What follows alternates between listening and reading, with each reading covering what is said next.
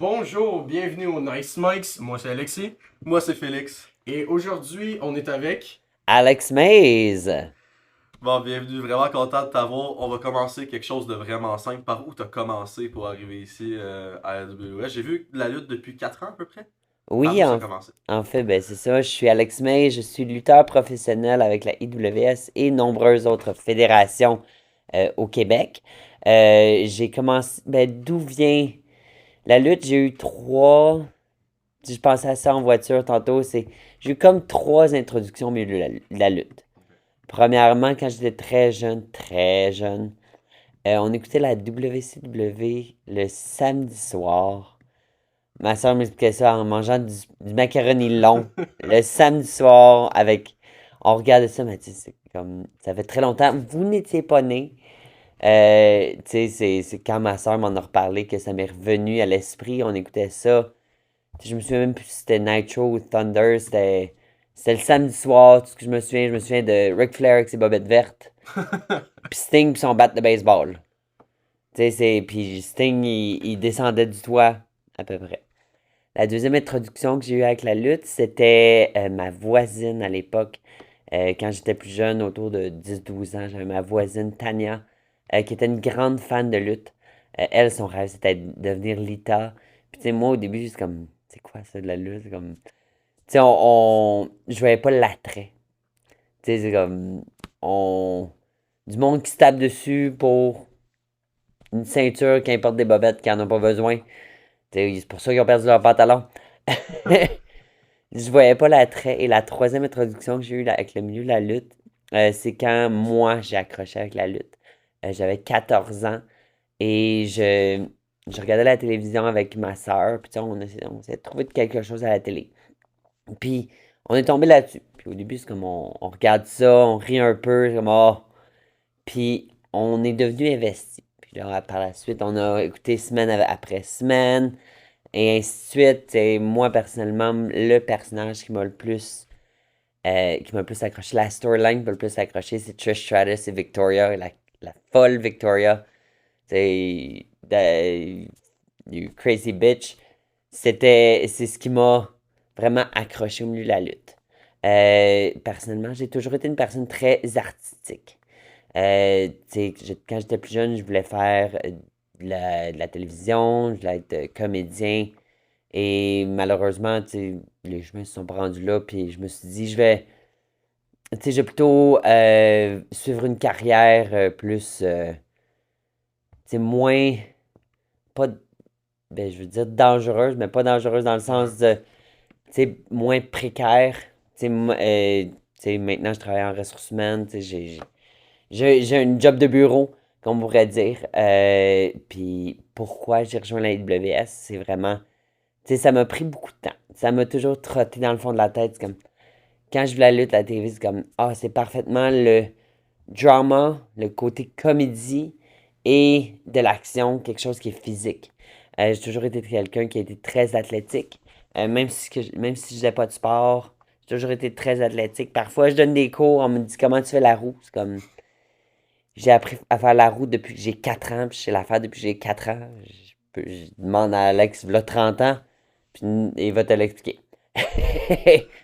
Mais donc, la lutte, c'est vraiment un mariage entre le côté physique et le côté athlétique et le côté vraiment dramatique de la chose. Et ça m'a vraiment trotté dans le fond de la tête que je voulais en faire pendant très longtemps. Et à un moment donné, j'étais à un moment sombre de ma vie, comme on pourrait dire. Tu sais, je filais pas. Tu sais, tous mes amis étaient en couple, ils étaient heureux, il y en a qui allaient avoir des bébés. Moi, j'étais dans un job que j'aimais pas. J'avais pas, tu sais, j'avais pas rien d'excitant qui s'en venait. T'avais pas de but finalement.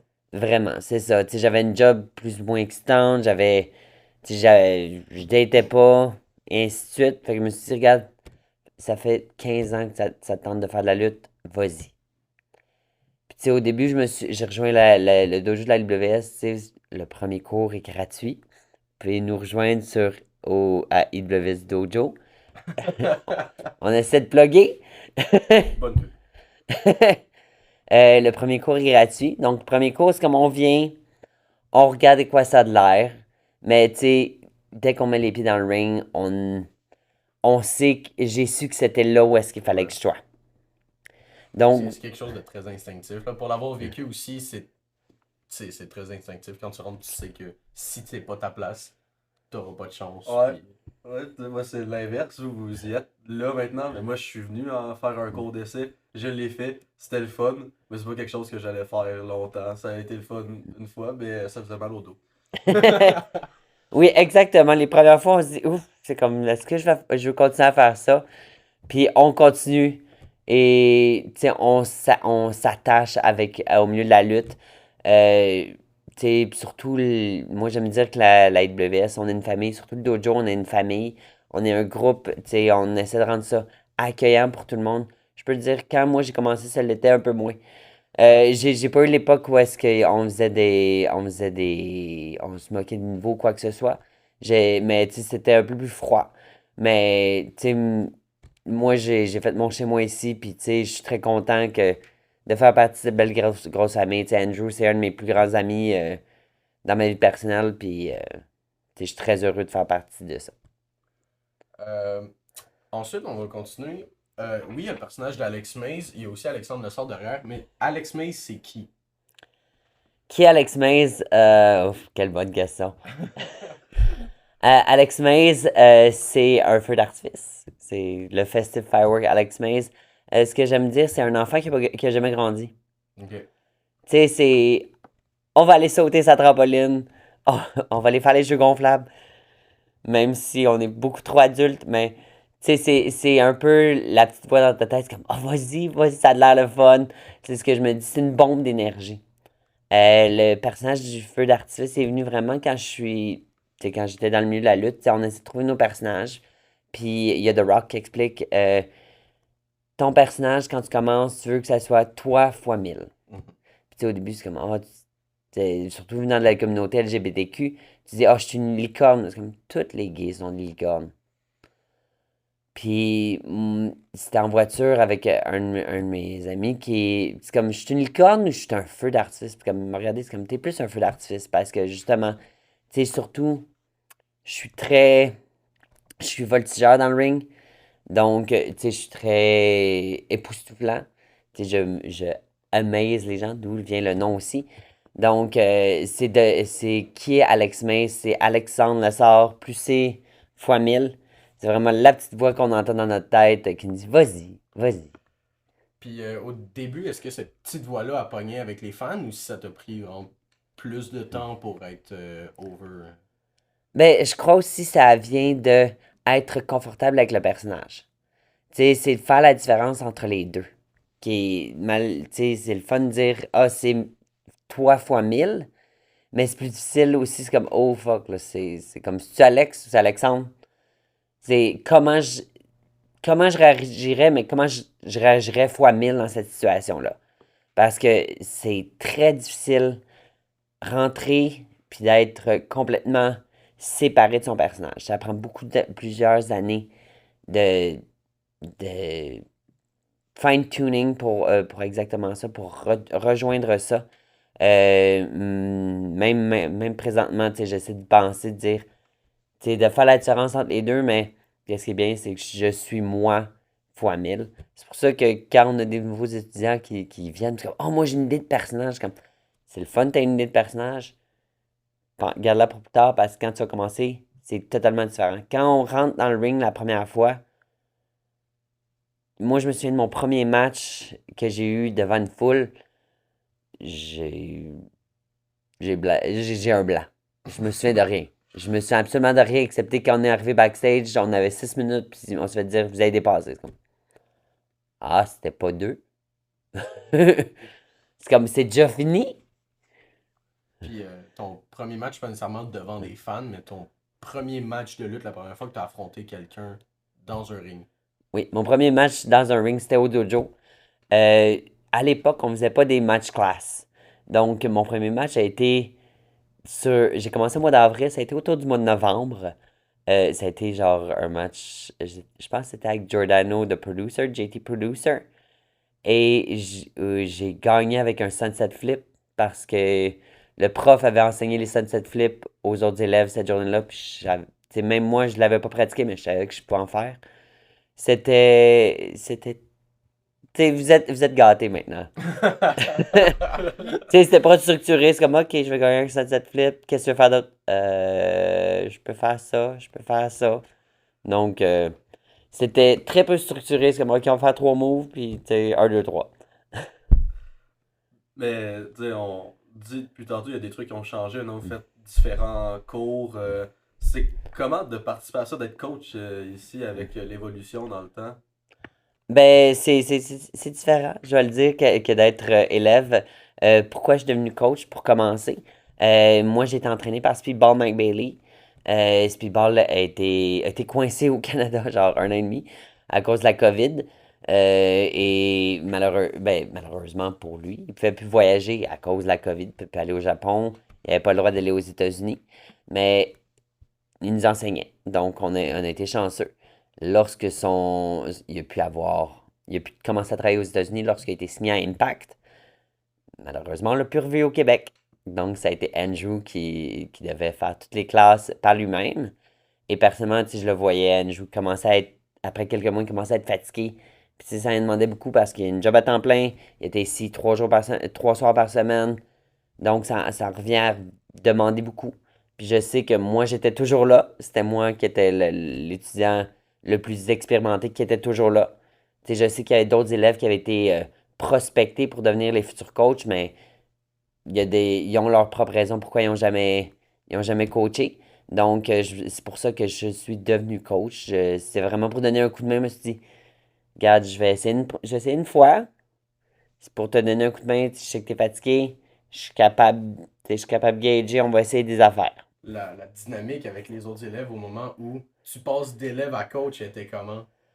Pour commencer, ça a été particulier. Tu sais, c'est parce qu'en même temps, tu veux pas changer la dynamique que tu as avec eux. Puis tu veux pas t'imposer. Donc, mais comme Alexis est un de nos élèves, donc il peut le savoir. Tu sais, je suis pas une personne méchante. Puis tu sais, je suis pas très, très strict. Surtout les premiers cours,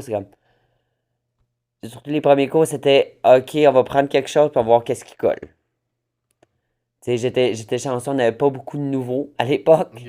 C'est les premiers nouveaux, les premiers élèves que je peux dire qui sont les miens, c'est Dante.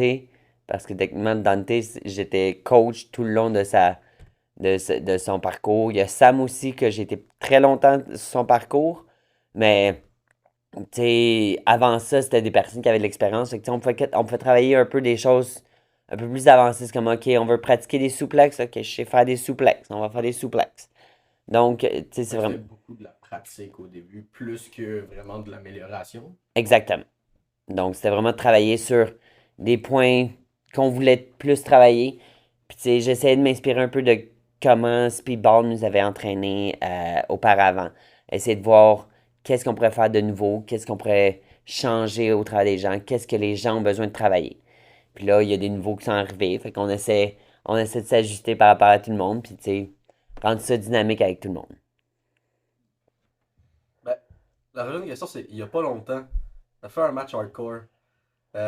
J'ai cru comprendre que c'était pas tout à fait prévu dans les matchs que tu faisais. C'est pas ça que tu fais d'habitude. J'en ai vu un de tes matchs en show. Comment c'était? C'est quoi d'en faire un? Premièrement, comment ça se fait que tu as juste vu un match de moi? C'est quoi ce genre de journalisme-là? Come on. Mes matchs sont sur YouTube. Ah, ben Mais j'ai bon. vu beaucoup de vidéos.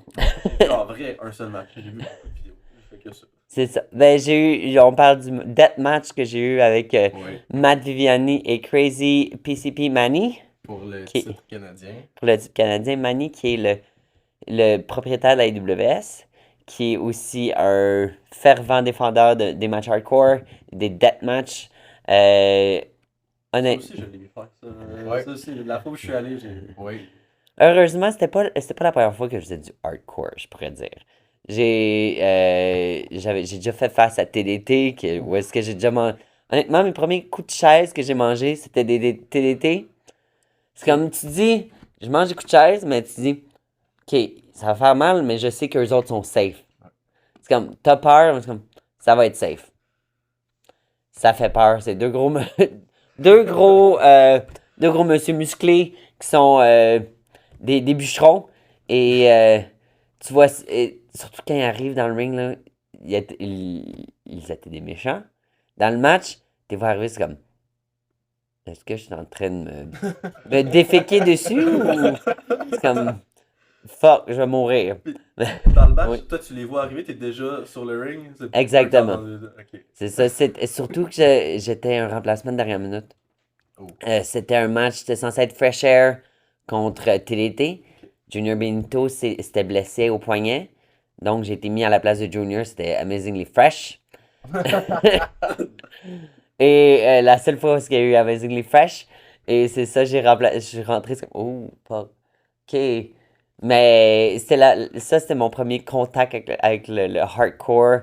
Quand on a défendu les titres IWS par équipe, Christara et moi, cet été contre Matt Viviani et Giordano, j'ai remangé quelques coups de chaise de Matt Viviani.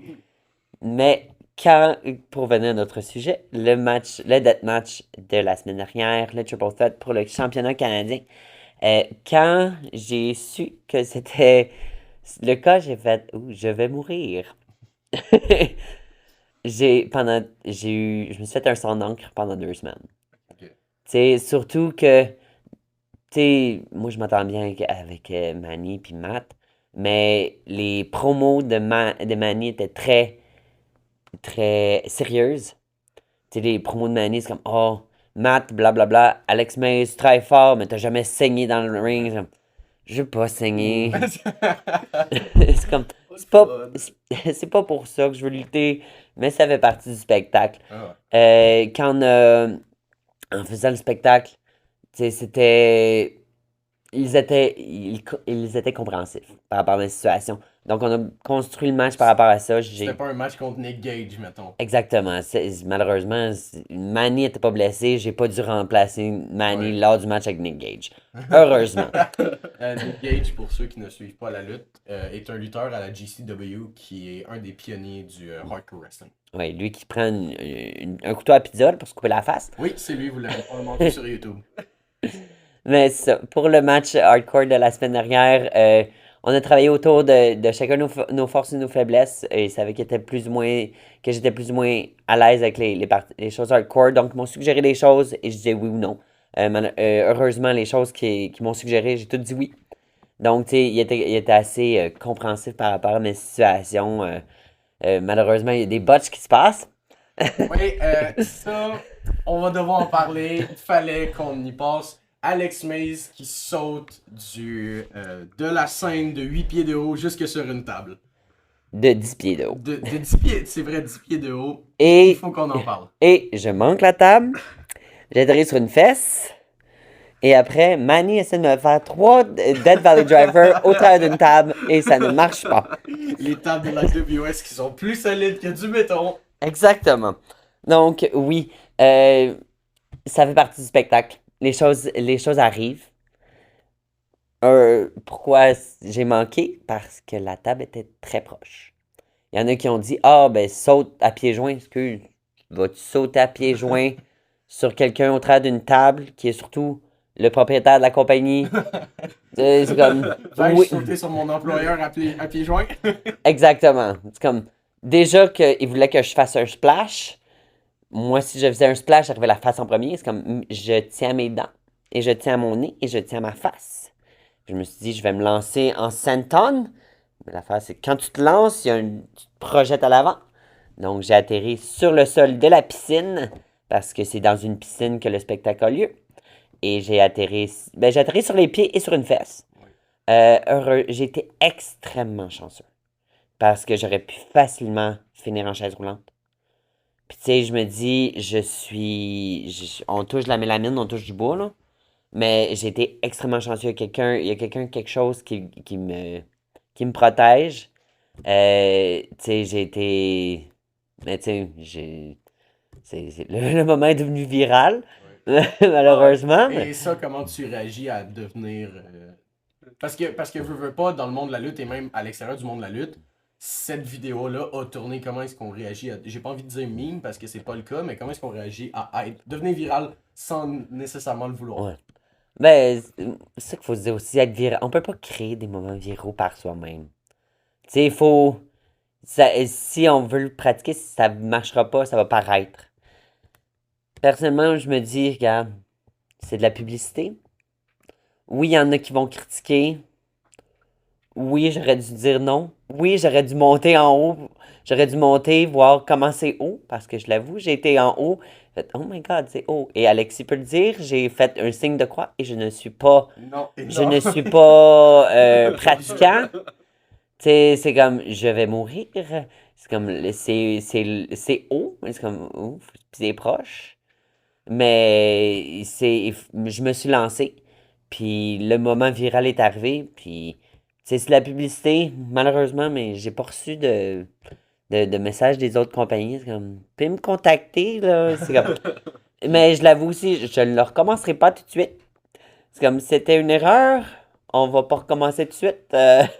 Et tu as dit quelque chose de très intéressant, c'est que j'aurais pu finir en chaise roulante. Ce côté-là de la lutte, qui est un côté très très souvent critiqué, comment est-ce que tu réagis à ça, à ceux qui disent ah, la lutte c'est dangereux, pourquoi tu fais ça? Et personnellement aussi, comment ça t'affecte dans la vie de tous les jours de te dire ça se peut que un jour je doive aller travailler en chaise roulante?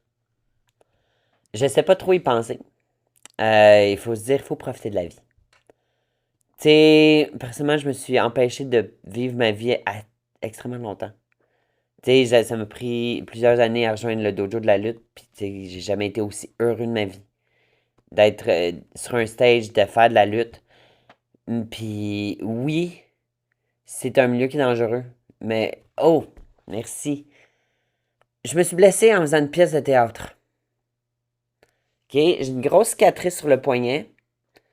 Je me suis coupé un artère, un nerf et un tendon. Et c'était une pièce de théâtre.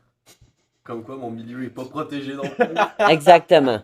Donc, et juste pour vous dire, c'était une pièce de théâtre au secondaire et je saignais à flot et les parents ne se levaient pas parce qu'ils croyaient que ça faisait partie de la pièce de théâtre. Ah! C'était du ketchup dans leur tête.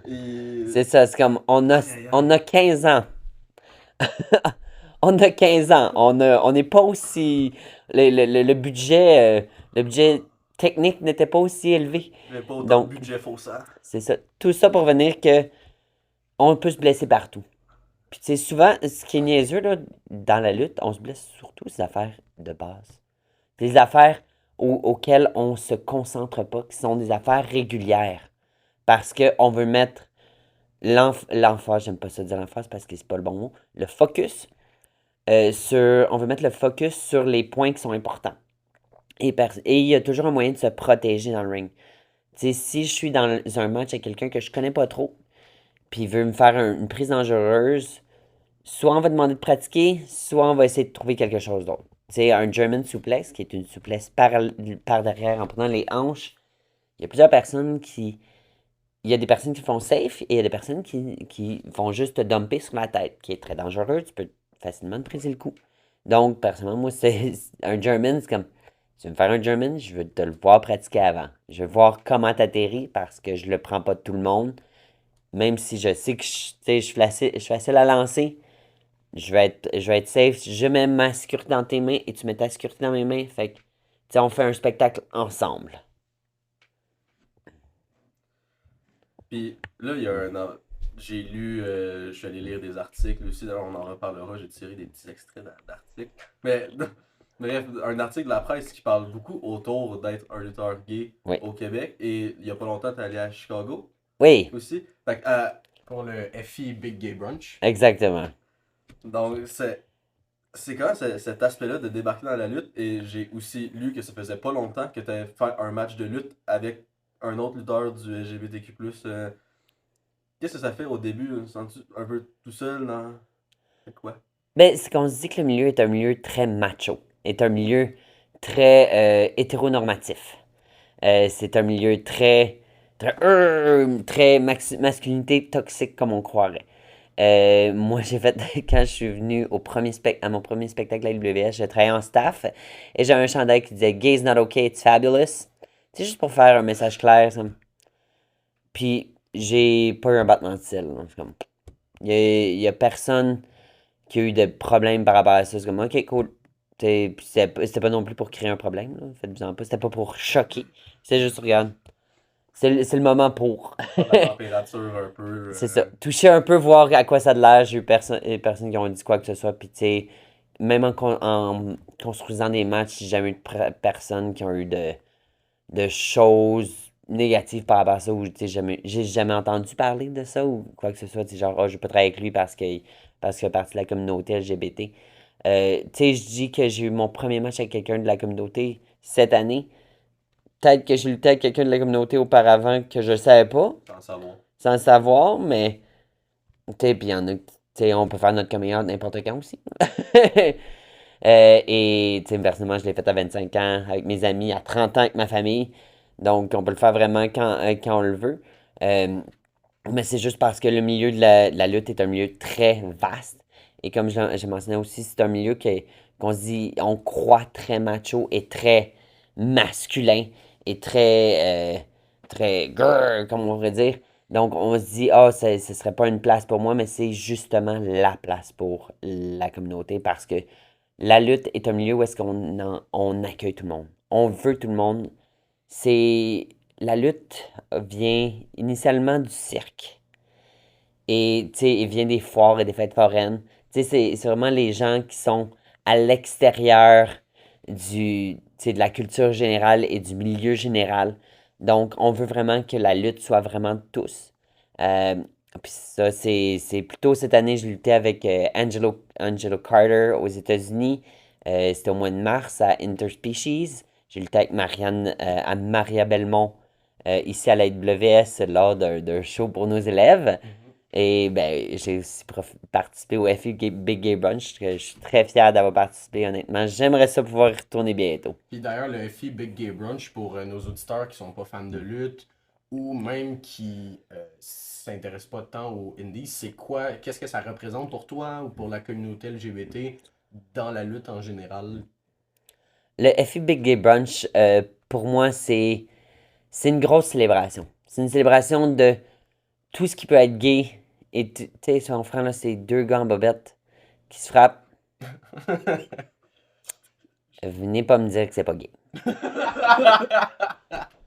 sais, et oui, il y a des personnes qui sont très et qui sont du coup qui sont anti-côté LGBT plus aux États-Unis, mais regarde, c'est deux gars en bobette qui se frappent dessus là. Tu sais, c'est très gay. Oui.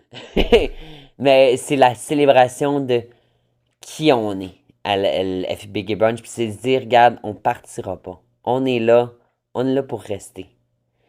T'sais, surtout avec ce qui se passe présentement aux États-Unis et même au Canada.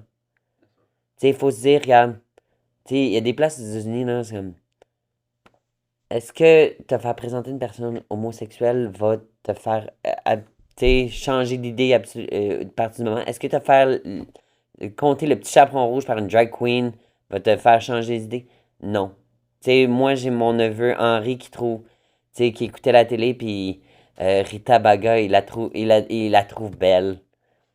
C'est comme, il sait pas que c'est un homme déguisé en femme, c'est juste, regarde, c'est le spectacle. C'est comme, c'est du divertissement. C'est ça qu'il faut se rappeler, c'est un spectacle. Puis Effie's Big Gay Brunch, c'est comme ça. C'est un gros spectacle où est-ce que, oui, on est gay, oui, on est là pour rester. Voici tous nos talents. Malheureusement, c'est ce qui se passe avec les grandes entreprises, la WWE, la AEW. Pas qu'ils ne veulent pas les mettre de l'avant, mais ils ont de la difficulté de les mettre de l'avant. À bien les mettre en À avant. bien les mettre à l'avant. Personnellement, moi, je me dis, il y en a qui se disent, est-ce qu'il faudrait des écrivains, la communauté? Puis moi, je me dis juste, non, il faut juste pas croire qu'on est contagieux.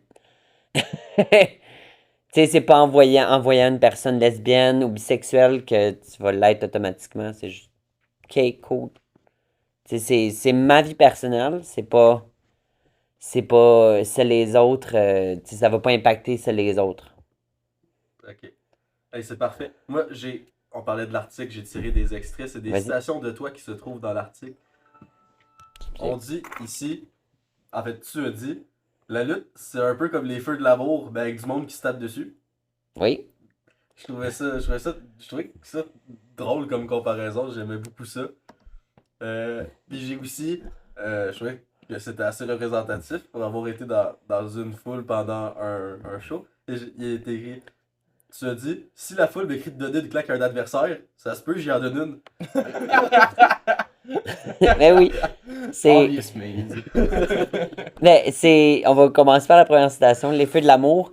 Quand on regarde Raw, SmackDown, la AEW, toutes les semaines, c'est dramatique. Qu'est-ce qui se passe? Puis c'est Virginie, comme à l'époque.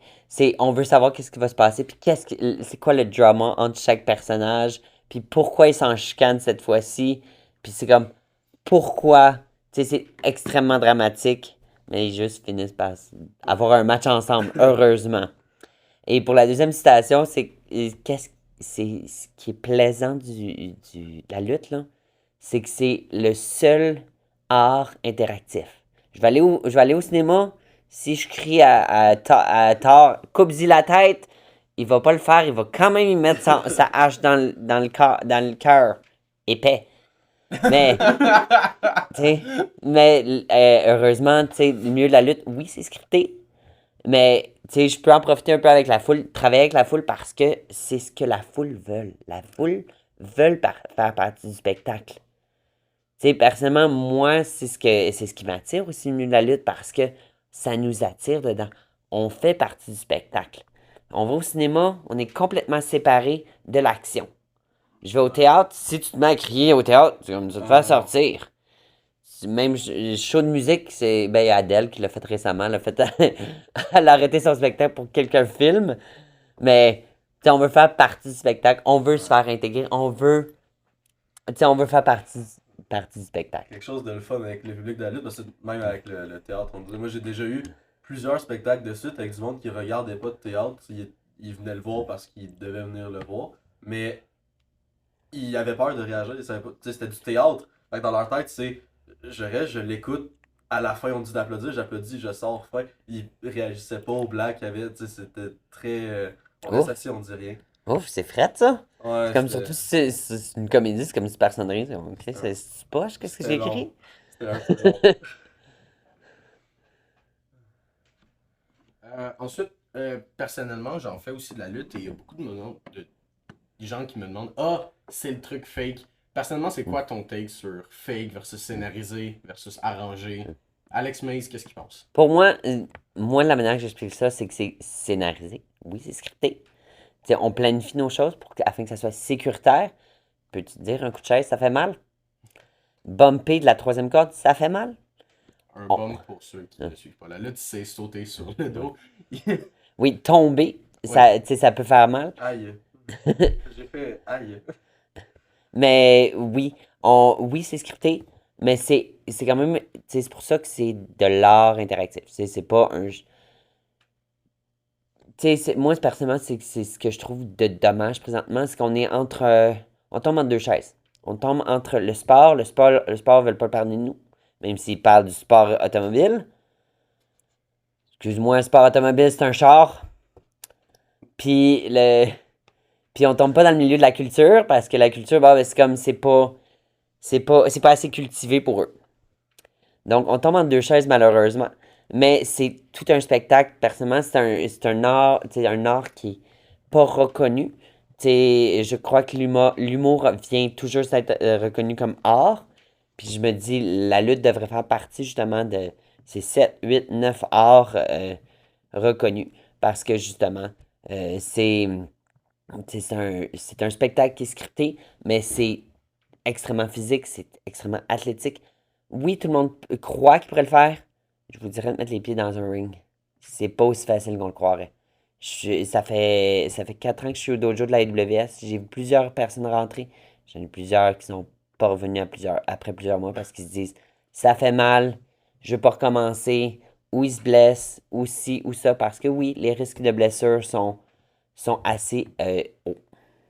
Euh, donc, on va continuer avec le reste de l'entrevue. On a demandé sur le Instagram les Nice Mike Pod. On vous invite à aller vous abonner. On a demandé aux internautes s'il y avait des questions pour Alex Mays. Et pour commencer, on a Loïc qui demande d'où vient ta passion pour ce sport-là.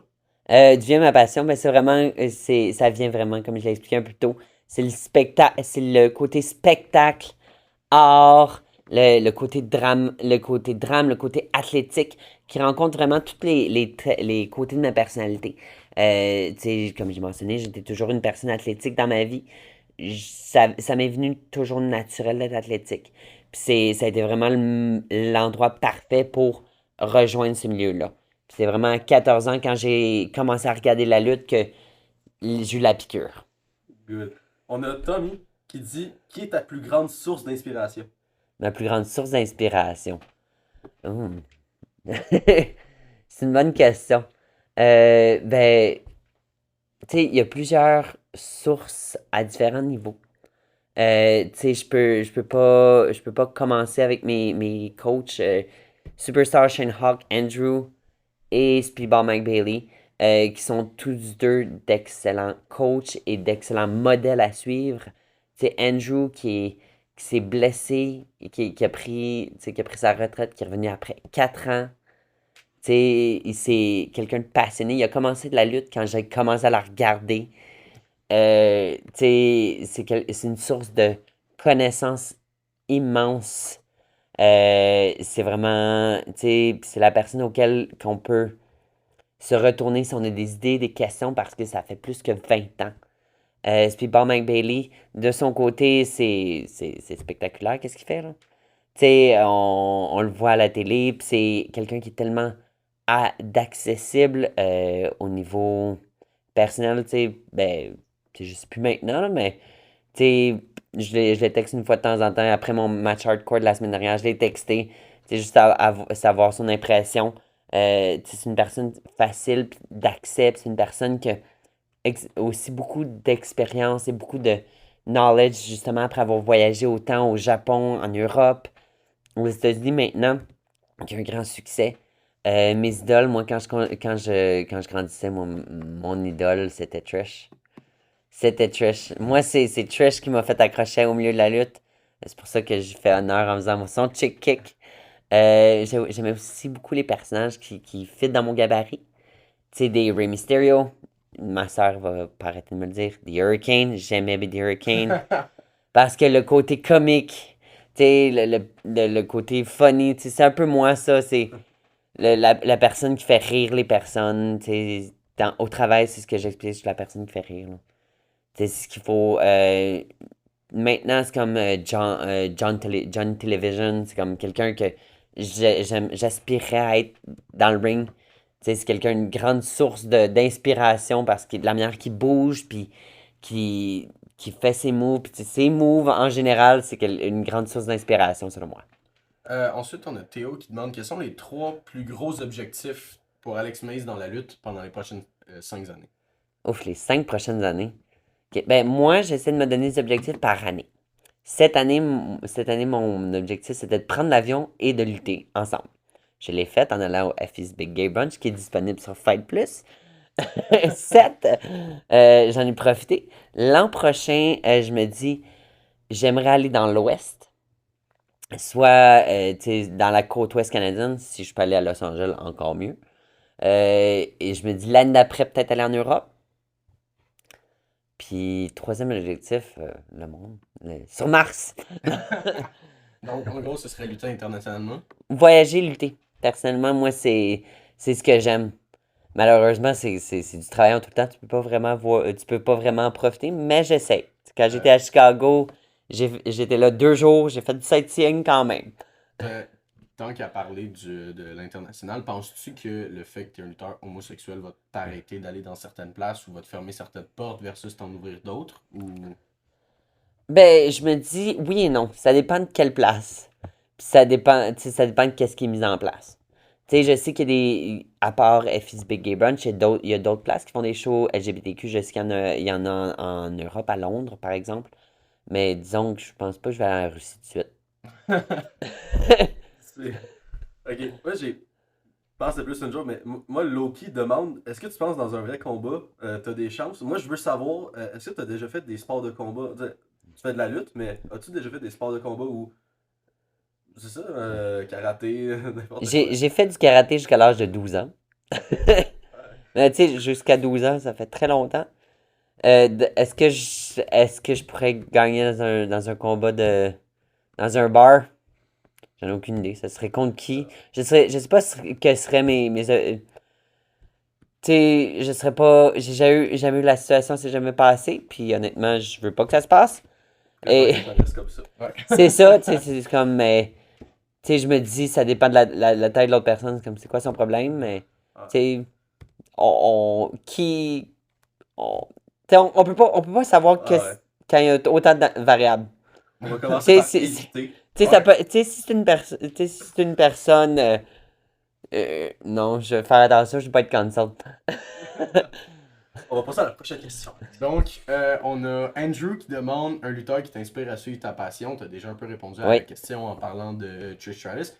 Je vais rebondir là-dessus. Est-ce qu'il y en aurait un autre ou même sur le roster actuellement, que ce soit la AEW, WWE ou même dans d'autres fédérations? Mais je me dis, pour revenir un peu à Speedball, tu sais, Speedball était une grande source d'inspiration, même Lufisto aussi.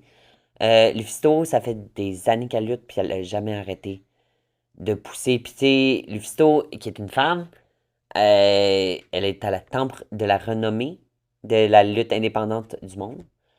Tu sais, elle est reconnue, tu sais, elle a poussé justement pour faire reconnaître les matchs intergenres. Tu sais, elle s'est mis sur la map, même s'il n'y a aucune compagnie qui voulait d'elle, parce que lorsque elle était au bon moment, ils voulaient des top modèles. Tu sais, ils voulaient des Barbie. Tu sais, puis il y avait juste une compagnie qui engageait, puis c'est comme, elle ne fitait pas dans le lot, malheureusement, mais tu sais, elle a fait son propre chemin. Puis tu sais, maintenant, elle est une source de reconnaissance partout dans le monde, tu sais. Mais, et puis, tantôt pour revenir à Speedball aussi, Speedball, il y a quelque chose de malencontreux qui lui est arrivé. Il a été empêché de rentrer aux États-Unis pendant 5 ans. Ça serait une bonne façon de dire, OK, bon, j'arrête.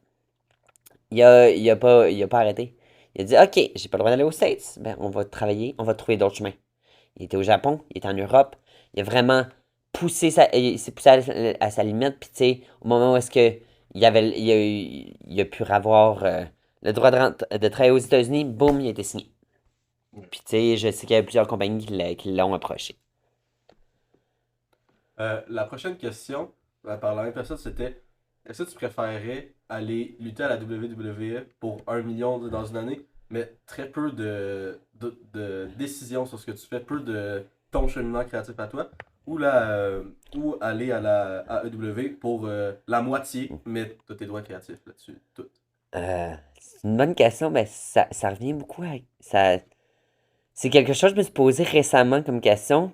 Je suis plus un acteur qu'un créateur.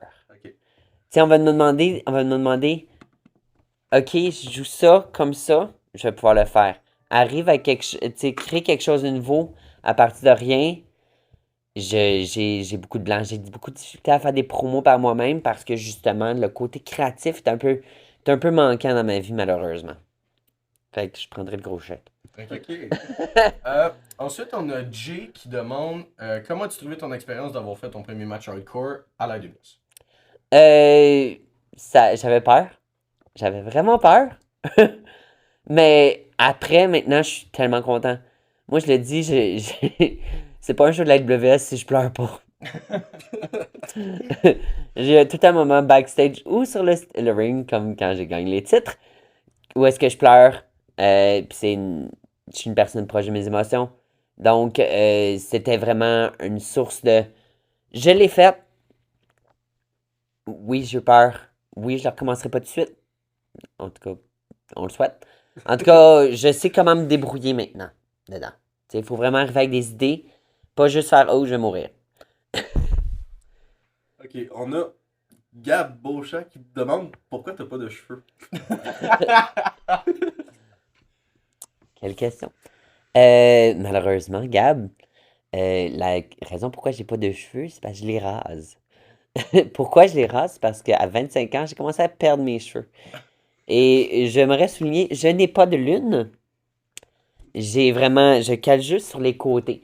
C'est vraiment, il y a une fois, j'étais dans la vingtaine et tu sais, j'avais été au coiffeur et à la coiffeuse, puis comme, peux-tu t'arranger pour pas que ça paraisse que je perde mes cheveux? Puis comme, elle m'a fait une coupe de cheveux, puis ça a fait, ok, Alex, prochain, il est temps, faut que tu te rases la tête. Prochaine fois. Pour la dernière question de fan, il y a Bret Hart qui demande What's the biggest difference in your wrestling between this year's and between this time last year and now? Hmm. Je me rappelle où est-ce que j'étais l'an dernier. Je crois que je suis plus à l'aise avec mon personnage qu'avant. Même s'il y a beaucoup besoin encore de travail là-dessus. Tu sais, on finit jamais d'apprendre. Ça aussi, il faut toujours se dire, au moment où est-ce que tu dis, ok, je suis bon, je suis beau, c'est le temps de sortir, mais on n'a jamais fini d'apprendre. Je crois aussi qu'il y a une sagesse qui est venue aussi en coachant. En coachant, on voit que certaines choses sont plus faciles et moins faciles pour d'autres. On peut se mettre les pieds dans les chaussures des autres. Et, tu sais, c'est vraiment une nouvelle perspective que j'ai appris dans la dernière année de travailler avec différentes personnes. Tu sais, beaucoup d'expériences différentes. Tu sais, j'étais très choyé auparavant où est-ce que je luttais beaucoup avec des gens que je connaissais. Puis dans la dernière année, j'ai plus lutté, tu sais, j'ai eu des moments où est-ce que j'ai lutté avec des personnes que je connaissais moins. Donc, c'est vraiment apporter des idées. Tu sais, un match de lutte, c'est vraiment 50-50. Donc, c'est vraiment, tu sais, maintenant, c'est vraiment d'apporter mon point de vue. Puis, tu sais, ça m'est arrivé récemment, c'était à Remix Wrestling, où est-ce qu'on est arrivé, on a un match en équipe et l'autre équipe n'était pas. Tu sais, ils avaient des moves, mais tu sais, ils n'étaient pas trop sûrs de comment construire un match. De construire un match, donc tu sais, on les a un peu guidés là-dedans. Puis aussi un laisser-aller. C'est quelque chose que Shane Hawk appelle le Terrible Two. Quand on est deux, tu sais, après un certain temps, on veut tout contrôler, puis comme on croit qu'on sait tout, puis tu sais, on croit qu'on est bon, puis on sait tout, puis tu sais, après un certain temps, c'est comme, ok, regarde, tu sais pas tout, laisser aller. Faut, tu sais, je crois que j'ai commencé à faire ça, tu sais, à être plus à l'aise du laisser aller. Parfait. Maintenant, on va passer à ma séquence préférée. On a une trentaine de questions. Pourquoi? Fait que là, c'est le moment, Alexis, on commence avec les fast mics. Ok, Alors, j'espère qu'il y a un thème chanté. En fait, les fast mics, c'est plusieurs questions totalement random, sans aucun sens les unes avec les autres. Fait Donc, qu'attends 2 secondes. Les fast mics. Fast mics! fast mics! Donc, on va commencer avec la première question. C'est quoi les 2 livres que tu prends sur une île déserte? Les 2 livres que je prends sur une île déserte. L'autobiographie de Tina Fey. Puis je dirais un d'Harry Potter. Le dernier film que t'as vu avec une petite critique rapide. Le dernier film que j'ai vu. Hey, j'écoute plus de films, man. Ok. Pas de film. Attends, non, on va y arriver.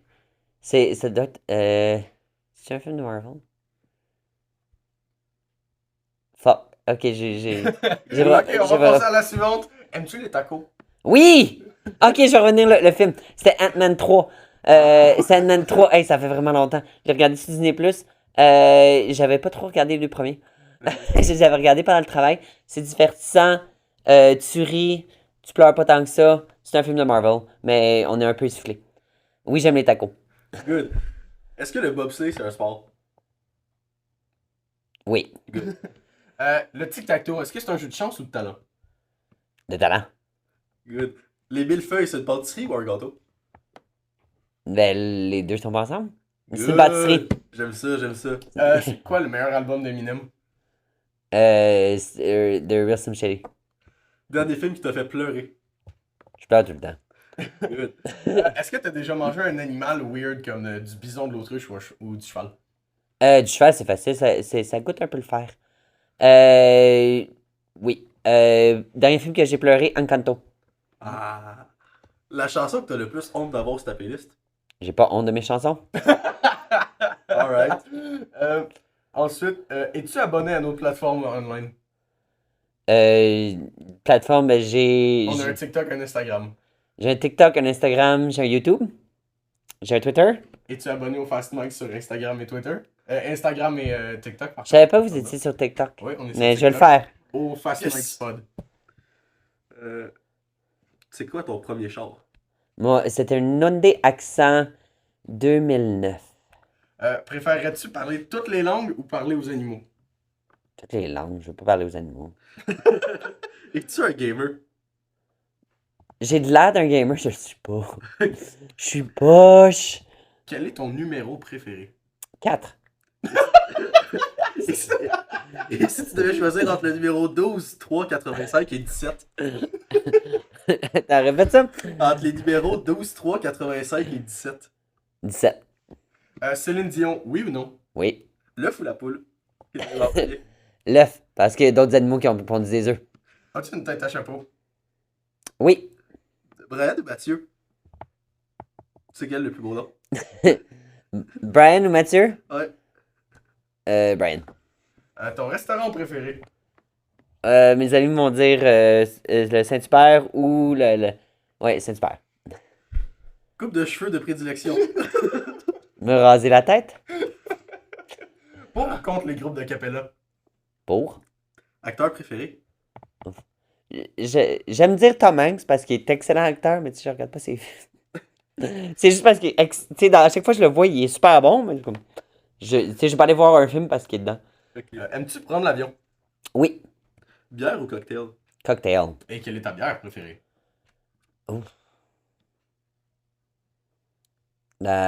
Au Garden. Ton cocktail préféré? Margarita. Été ou hiver? Automne. As-tu écouté Brooklyn Nine-Nine? Oui, je l'ai pas fini. As-tu écouté Prison Break? Non. As-tu écouté Friends? Oui. Un As-tu- million de fois, je les connais par cœur. Et as-tu écouté Sons of Anarchy? Non. Parles-tu allemand? J'ai fait du Duolingo pour commencer l'allemand.